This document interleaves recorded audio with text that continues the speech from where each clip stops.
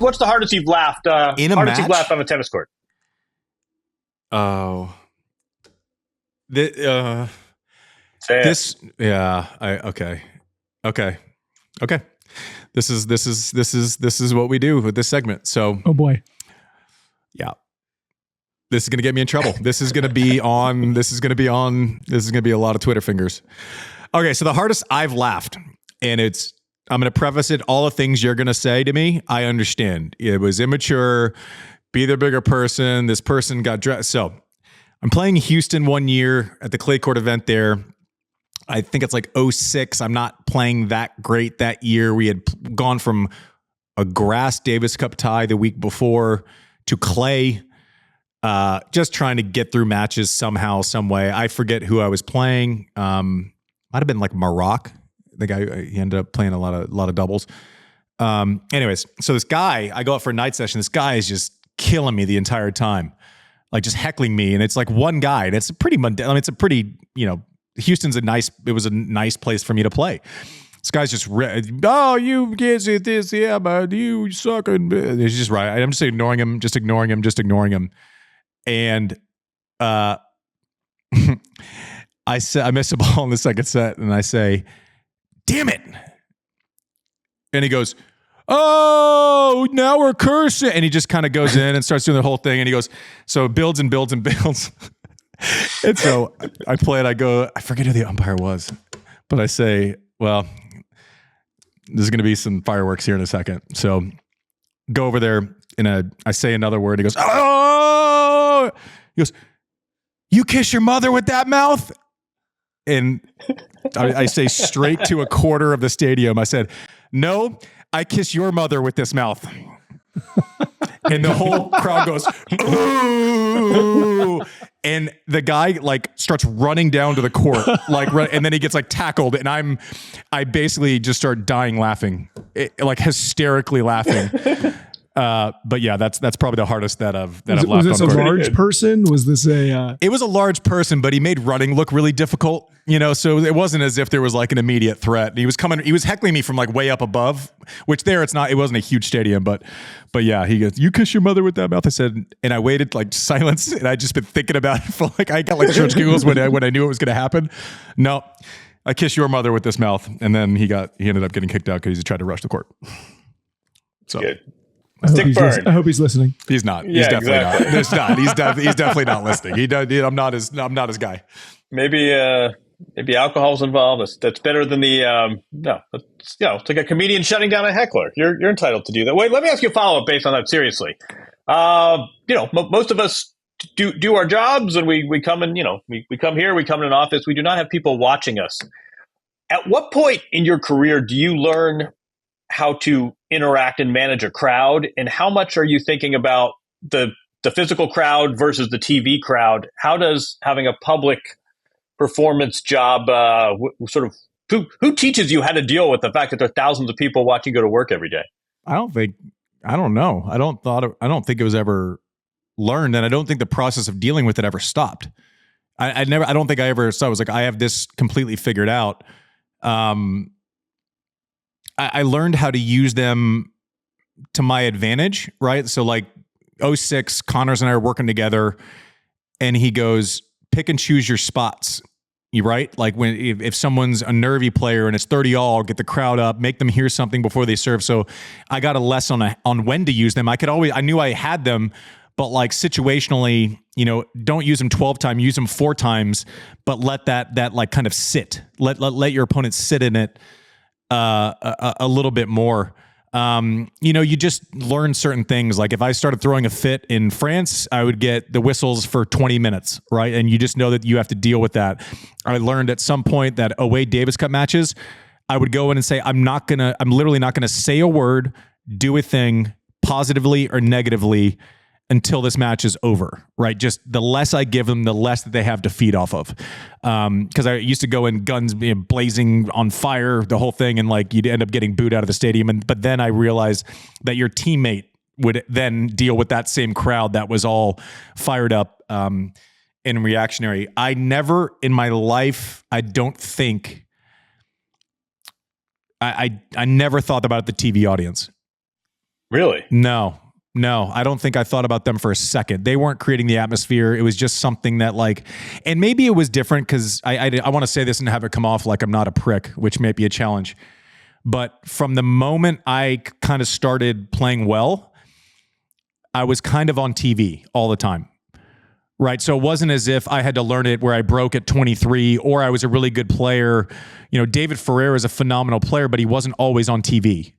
Right. He just wasn't always on TV. His career is unbelievable. Maybe one of the most underrated careers ever.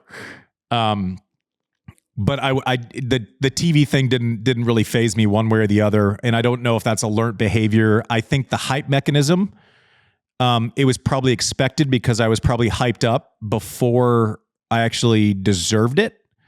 So I would have had to have my head in the sand to think that wasn't coming. If I played well. But I thought about the crowd that I could hear, see, use, stay away from a lot because I think it actually had an effect on the match. The TV crowd didn't have an effect on any match for me. Maybe my opponent, if it's their first TV match, you go out against a junior who got a wild card in the US Open, they're thinking about it, but it didn't really have an effect on me, but the present crowd did. Follow up with that. Let me ask you about fame, which is a thing. I mean, it is jarring when people notice you and ask you for selfies, and it can be very pleasant, but it's also takes some adjusting. I cannot imagine what it's like to be 21 years old and have international fame. Who taught you how to deal with that? How did you deal with that? What is it like to not be a jerk, to give a good impression of yourself, but also keep some sort of power and self-governance and not have the distraction when you're trying to win tennis matches and not be popular? One, that part never really stressed me out much. It didn't faze me. I always kind of viewed it as it's a problem that it's a problem that I'm lucky to have. I think as long as dinner wasn't interrupted, that would probably, I was like, okay, but like on the way in, on the way out, I just never really thought about it. And I think it's another thing when something happens when you're young, and I say there's like tennis famous and then there's like famous. I was tennis famous probably when I was like 18. You make the quarters of a US Open, and then it's like you basically have to travel to your fame. Like you have to travel to a tour event, right? Like you have to go there, and then once you're on site, like that's kind of just, it's like this alternate reality. It's like I imagine it's someone like having a hit song in Germany, but then coming back to the States and it's not a hit song in the States. So that was my reality for the first couple years, maybe on tour. And then obviously, you win the US Open, you do SNL, your dating life becomes a topic of conversation. I don't know. I never lived in a super like big, busy city. You can go to certain restaurants knowing that there are going to be people there. And I largely avoided that. And frankly speaking, once I signed, so leading up to, and this is very inside baseball and just, this is an honest moment. Before I signed my first like really, really big shoe and clothing deal, which was with Lacoste in 2005, I had a Reebok deal that was great, but then that was signed when I was 17. So the terms are more favorable to the company taking a risk on you. And then it switched at the end of, so 2005, I was a free agent in like April. And that was going to be the one. I was 2 in the world, was well known everywhere. But up to that deal, I did a ton of press, and it was very intentional. And it was about those deals. Like I was very aware of the trade-off between putting myself out there and dollars coming back in. And I was very rational about scheduling. Max Eisenblatt, actually, in a previous episode of Served, if you haven't heard that interview, go back, because he talks about how they would schedule Sharapova's sponsor appearances and how they would go about it. And it was very, I don't think you can react to it. I think you have to feel it coming and plan for it. Is basically, I'm easy. If someone comes up and says hello, I think I can bullshit with them. Okay. It didn't really bother me. And then once I signed that deal, I don't know that I ever did another thing for press the rest of my career that wasn't contractually obligated.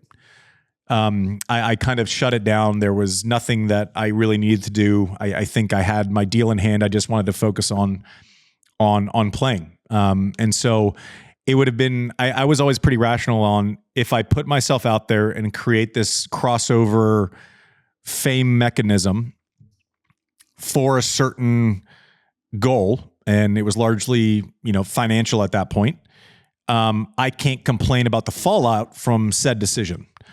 And so, boring answer, but pragmatically, that's kind of the way I viewed it. And if people were nice, great. I just really didn't have an issue with it. And I kind of knew if I went through an airport that there were going to be stops and starts, along the way.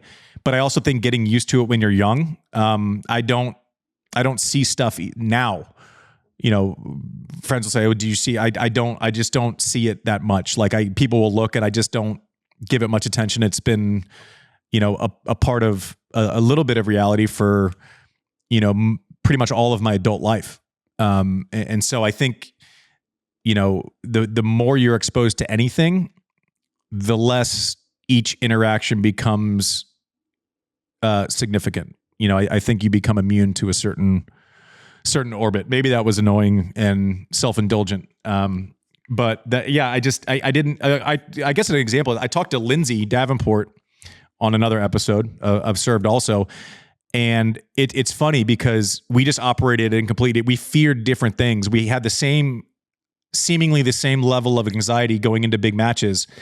Mine was a lot more worry about results and the actual tennis product that I was going to put out there and what I had to put out there to beat the people that I wanted to try to take major titles from. Never once did a single ounce of my anxiety come from a full stadium. Not a single time. Whereas Lindsay still has never hit a ball off center. So not worried about the tennis piece of it, but she's like, I don't want to go out there in front of all those people. And that's where her anxiety came from. So I just think it's honestly different strokes for different folks. How would you give advice to the younger players, that are coming up now, like Coco wins and becomes a superstar even bigger than she already was in the tennis world, but now they have this extra layer of social media and it's the infinity news cycle. It's not even a 24-hour news cycle. Very simple. Surround yourself with people who aren't scared to tell you no. That's a big, big deal. Don't make a bunch of new fast friends.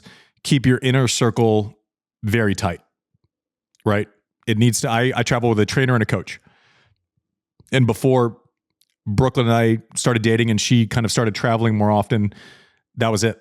And I always stayed at a separate hotel from my agent, parents, this whole orbit ecosystem that was there for me. I separated. So it was my coach and my trainer.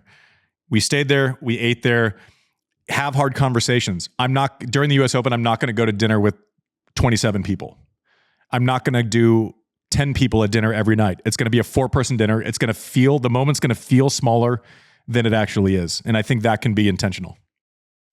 That's good. What about, keep going with that. What about public interactions? What are some hacks for, hey, can I get a selfie? And hey, I remember I was at that match in 2003 when you did XYZ. What are your hacks for not being a jerk, but also keeping some privacy and some sort of self-governance?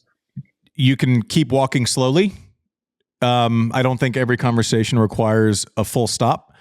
I think as long as hey, how are you? Oh, Andy, I liked you. That's great. How are you doing? And I think people are like, whoa, I think you get a lot more credit for being friendly than you deserve, just being like a general, human, being nice. You're going to get a lot more credit for that. And conversely, if you kind of shuffle along and don't acknowledge it, I think you're going to get people don't understand the context of your day. If it's not going well, yada, yada, yada. It's rarely neutral. It's rarely oh, he was fine. You're going to get a lot of credit and you're going to get a lot of criticism, and it rarely lives in the middle. I think the advice is suck it up, even if you're not into it. Just a smile and a thank you and I appreciate you, and that's what they're going to leave with. I remember I saw an up close. I learned a lot from doing these one-night exo tours with Andre, and he was so human and good, even on the days where you could tell he was going through the motions.